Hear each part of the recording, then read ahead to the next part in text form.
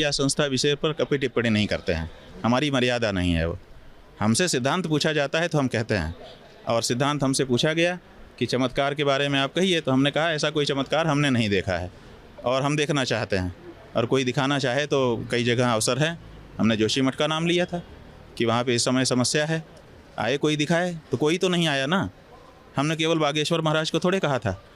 जो मौलवी, जो पादरी, जो महात्मा, जो सन्यासी, जो तांत्रिक, जो मांत्रिक, जो भी चमत्कार का दावा कर रहे हैं, हमने तो सबको आमंत्रित किया था कि भैया आओ, हमारी समस्या दूर करो ना। आप मजमा लगाते हो, भीड़ इकट्ठी करते हो, बहुत अच्छा है। जो सामने होता है उसकी बुद्धि को चमत्कृत कर देते हो, वो सोच नहीं पाता कि ये कैसे हो गया। यहाँ तक तो आप करते हो, ठीक है, लेकिन उसके बाद लाभ क्या होता है? कितने लोग आपसे ठीक हो जाते हैं, कितने लोगों की समस्या दूर हो जाती है, कितने लोग मुकदमा जीत जाते हैं, कितने लोग कैंसर और दूसरे लीवर की समस्या, टीबी, सबसे परेशान हैं, वो कितने दूर हो जाते हैं।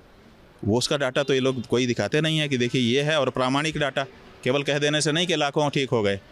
किसको क्या स्टेज का था, क्या जांच कराई, फिर आपने कौन सी पद्धति अपनाई और फिर क्या हो गया। ऐसा एक प्रामाणिक डाटा इसके पास अगर इकट्ठा हो तो उसको दिखाएं, फिर हम लोग नए लोगों को लेकर के परीक्षण करें। अगर ऐसा होता है तो अच्छा है। अपने यहाँ कितनी बीमारी फैली हुई है, अस्पतालों में जाने पर बहुत लोगों की खेत ज़मीन और मकान बिक जा रहे हैं, तो कम से कम ऐसे लोग कुछ कर दें। अपने देश के खिलाफ कितने षड्यंत्र हो रहे हैं। लोग कहते हैं, दावा करते हैं कि हम ये मन की बात जान ले रहे हैं। बहुत अच्छी बात है, आप मन की बात जान। तो जो षड्यंत्र कर रहा है हमारे देश के खिलाफ, जो रेकी कर रहा है हमारे एयरपोर्ट पर कि इसको उड़ा देना है, आप उसके मन की बात क्यों नहीं जान लेते हो? जान के क्यों नहीं भारत की सरकार को बता देते हो? भारत को सरकार को कितना बड़ा फायदा होगा। जहाँ जहाँ आप ध्यान करो और बता दो कि ये व्यक्ति अमुक अमुक जगह पे भारत के खिलाफ षड्यंत्र कर रहे हैं, देखो कितना आनंद हो जाए। लेकिन इस बारे में नहीं बताते हैं। समस्या ये, चाचा का नाम क्या है, भतीजे का नाम क्या है, वो तो जानता ही है जिसके चाचा हैं। अपने चाचा का नाम कोई भूला हुआ है क्या? तो इसमें क्या रखा है आप बताओ। इसके कारण हमको अटपटा लगता है। हमारा कोई द्वेष नहीं है किसी से। अगर कोई सही विद्या लेके आए तो विद्वान का तो सम्मान है। जिसने भी परिश्रम किया है, साधना की है, चाहे किसी क्षेत्र में किया हो।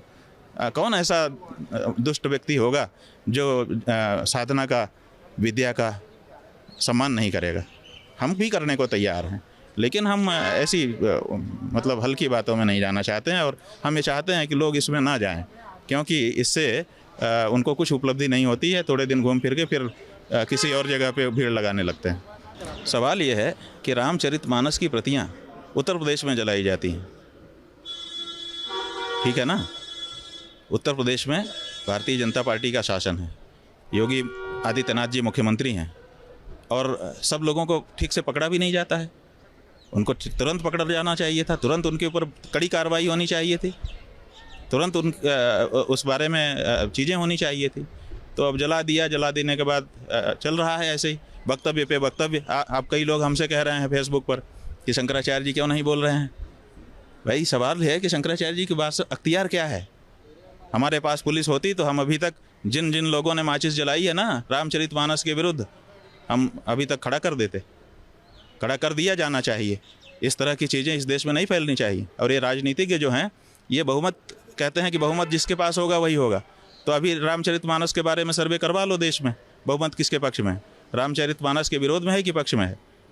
99% से ज़्यादा लोग रामचरितमानस के पक्ष में है इस देश में। फिर ये नगण्य 2-4-10 लोगों की बातों को चैनल वाले भी फैलाते हैं और उस पर चर्चा होती है। इनकी गिनती क्या है? रामचरितमानस ने इस देश में आज़ादी लाई है। रामचरितमानस पढ़ करके हमारे गुरुजी स्वतंत्रता संग्राम में भाग लिए थे। रामचरितमानस पढ़ के हम लोगों को पता चला कि बानर भालू भी चाह लें तो लंका के राजा रावण की से वो जला सकते हैं लंका को, और रावण को परास्त कर सकते हैं। समझे कि नहीं? तो रामचरितमानस पढ़ने से जो आम आदमी है उसके अंदर बल आता है। रामचरितमानस पढ़ के हमने इस देश को अपना जीवन समर्पित किया है। हमारे गुरुजी ने अपना जीवन समर्पित किया। हम लोग रामचरितमानस पढ़ के देश की सेवा में लगे हुए लोग हैं। रामचरितमानस का कोई छोटा मोटा योगदान नहीं है। उस ग्रंथ के बारे में एक अदना सा व्यक्ति कुछ भी कह देता है और लोग बस वक्तव्य देते हैं। क्यों अभी तक अरेस्ट नहीं हुआ वो व्यक्ति? चाहे वो मंत्री था या पूर्व मंत्री था या कितना ही बड़ा आदमी है।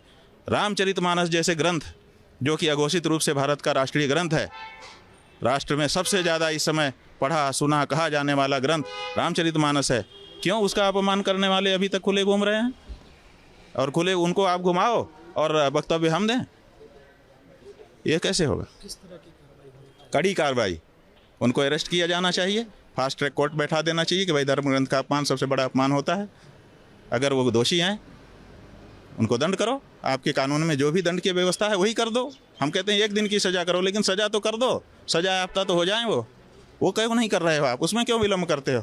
अब मुकदमा भी पंजीकृत हो जाएगा तो 15 साल बाद फिर जब ये उनके विपक्ष में एक नेता खड़ा होगा तब फिर वो मुकदमा खुलेगा, अन्यथा नहीं खुलेगा। ये जो तरीका है इसके कारण सबका मन बढ़ा रहता है। ये तो ऐसा है ना कि जब ताल ठोंकी जाती है, जहाँ ऐसे ताल ठोंक दी जाती है, ताल ठोंकने का मतलब है कि लड़ाई होगी, और लड़ाई देखने के लिए बहुत लोगों को उत्सुकता रहती है। लोग लड़ाई देखना चाहते हैं, या तो प्रेम देखना चाहते हैं या तो लड़ाई।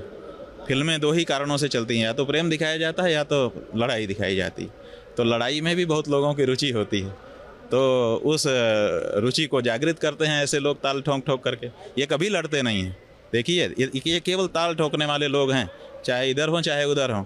ये लोग लड़ाई कभी नहीं करेंगे, ये लोग केवल ताल ठोकेंगे और खूब मंजमा इकट्ठा करेंगे, और खूब मंजमा इकट्ठा करने के बाद फिर अचानक दूसरी बात शुरू कर देंगे। जैसे जादूगर वो सड़क पे जो दिखाता है ना, हम लोगों ने बचपन में देखा, एक रुमाल को खड़ा कर देगा ऐसे लपेट करके, कहेगा अभी ये रुमाल चलेगी, अभी मोर चलेगा, अभी ये मोर का रूप धारण कर, और खूब देर तक करता रहेगा, और बीच बीच में कहेगा कि अब चलने वाली है, अब चलने वाली है, लेकिन चलेगी कभी नहीं। रुमाल चल ही नहीं सकती है, उसको तो दवाई बेचना है।